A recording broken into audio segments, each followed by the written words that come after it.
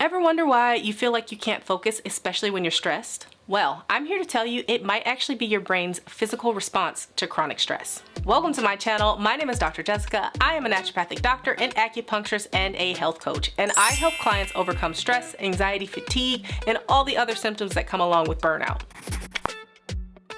Stress often gets a bad rap, but the acute stress response is a normal response. But when we have chronic stress, and be that real stress or a perceived or imaginary stress, that's when things start to go wrong. That's when we can start to develop poor memory, difficulty concentrating, or even difficulty with focus. Now, your brain doesn't actually know the difference between a real threat, say you running away from a stray dog, or a perceived threat, such as a looming project deadline for work, or your boss breathing down your neck, or your family getting on your last nerve. Usually when the brain detects a stressful situation, the HPA axis and the stress response is activated. And when this happens, hormones such as cortisol and adrenaline are released. In response, your heart rate is elevated, your blood pressure goes up, blood literally kind of leaves your brain and starts to get shunted towards your muscles so that you can start the appropriate response, be that to run away or to stand and fight. You might be familiar with this sensation if you have a fear of public speaking.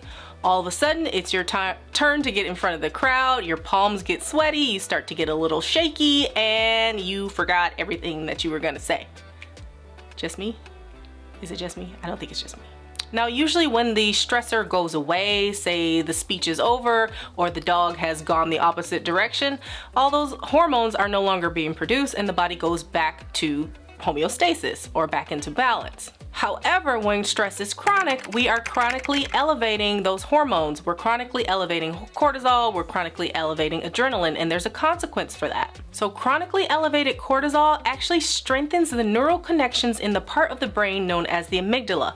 Now, this is often known as our fear center. And this chronic elevation in cortisol can actually then start to make us more responsive to stress. So the more responsive we become, then the more stress keeps piling on, and then we start to snowball. And that can often trigger things such as anxiety, and even in worst case scenarios, things like panic attacks. In addition, chronically elevated cortisol actually shrinks the part of our brain called our prefrontal cortex. This area of the brain is actually responsible for things such as concentration, decision making, our focus, and even our judgment. And studies have even shown when this part of the brain starts to get out of balance, it can even turn into conditions such as depression. If that wasn't quite enough for you, chronically elevated cortisol can also start to decrease the function or inhibit the connection to an area of our brain called the hippocampus. Now, this area of the brain is responsible for things like learning, memory, and even stress control. Inhibiting this area inhibits our HPA axis, and then we lose our stress response system. So now things are just out of control. Now, I hope you can see how this chronically elevated cortisol and therefore this chronically elevated stress can really kill your focus, it can impair your memory, and it can reduce your concentration. And it can also lead to changes in your mood, causing things like anxiety and even depression. So when you're feeling stressed out and you feel like you're losing your mind and the fact that you can't think,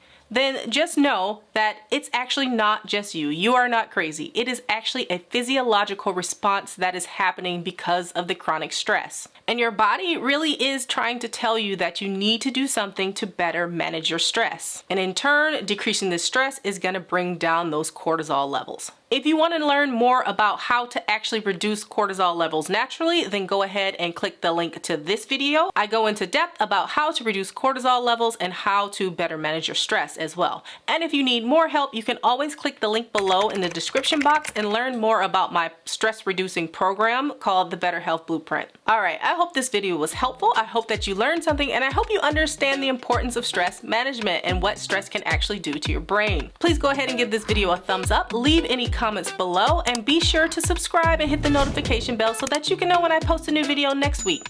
All right, I will see you in the next video. Bye.